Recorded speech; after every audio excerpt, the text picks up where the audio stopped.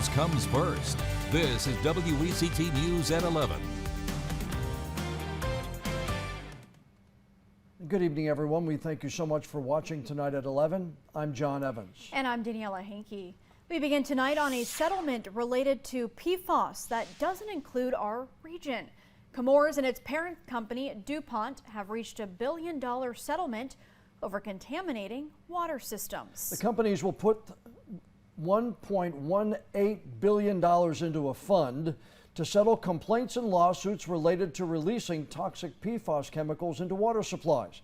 But right now, the settlement does not include systems that get water from the Cape Fear River, like Cape Fear Public Utility Authority, unless the utility requests to be included.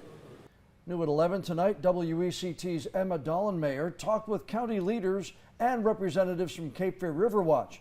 Now, Emma, Riverkeeper Kemp Burdett thinks Chemours should be doing more to pay for the damage it caused.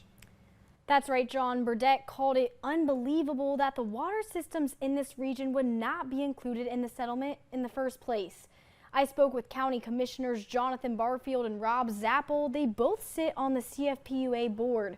Commissioner Barfield told me he thinks the board should request to be included in the new Chemours settlement fund. Commissioner Zappel said the utility will have to look more into the settlement and what it could mean. But Burdett was more blunt in his appraisal of the settlement. News from Chemours and DuPont calling it outrageous this area is not included.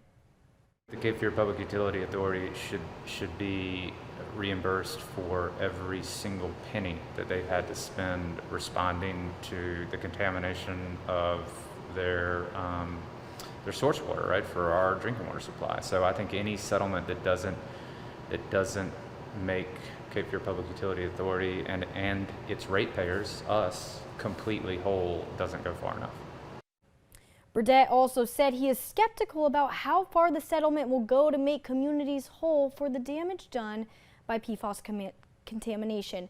A spokesperson for Chemours did not offer any additional comment on the settlement over a news release the company sent out. Emma Dollenmayer, WECT News.